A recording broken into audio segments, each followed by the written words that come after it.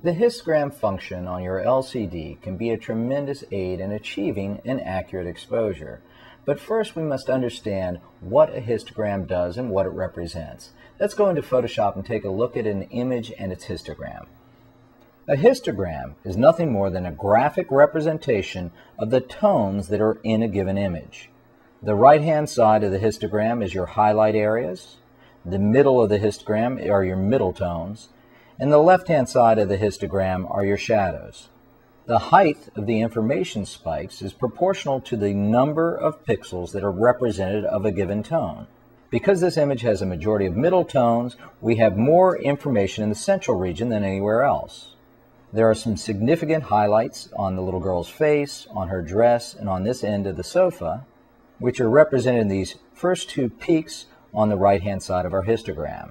And because there are relatively few shadow areas, just possibly this curvature in the sofa and a little bit behind the little girl's arm and maybe on the back side of her head, we have relatively little information in the shadow area of this histogram. By understanding what in the histogram is important highlight detail and what is important shadow detail, and being certain that they are contained within the printable areas of the histogram, we know we have a good exposure. But therein lies the problem. Unfortunately, it's sometimes very difficult to determine what is important highlight and shadow detail in a histogram on the back of a camera. To further add to the complication, histograms for a high-key versus a low-key scene can look drastically different. Let's take a look at a few images on the back of the camera.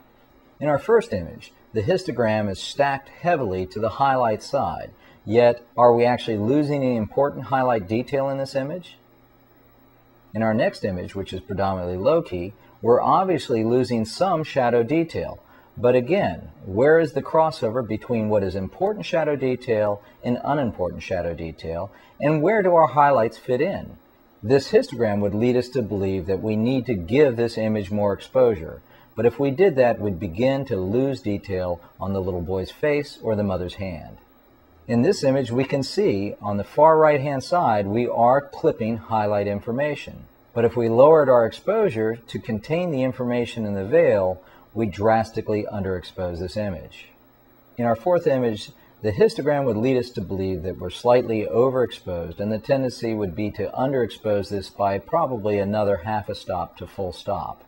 In fact, all four of these were perfect exposures, but the exposure was determined not by the histogram of the image file, but by a histogram of the one-shot digital calibration target, which was placed in similar lighting conditions and recorded first to determine proper exposure.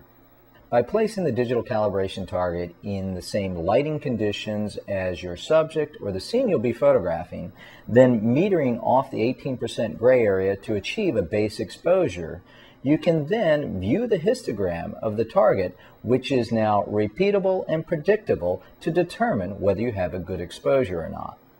In a proper exposure, both the highlight spike on the right-hand side and the shadow spike on the left-hand side will be equally contained within the histogram window. Note how in this histogram, while the highlight and shadow spikes are properly contained, our gray spike is actually offset towards the highlight side, which is the problem I had mentioned earlier, that gray is not always placed in the center of the tonal curve. Had we used the gray spike to determine exposure here and placed it in the center, we actually would have ended up with an underexposed image. So let's recap an overview of the simplest way to use the digital calibration target. Place the target in the same lighting situation as your subject or scene.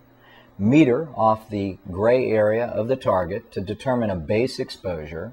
Once you get accustomed to your particular camera, you may find that you'll intentionally over or underexpose by up to 2/3 of a stop. Make that exposure, view the histogram to confirm that you have a good exposure, then simply go into the white balance functionality of your camera, set the custom white balance, and you're done. You're ready to shoot with absolutely perfect exposure and perfect color balance.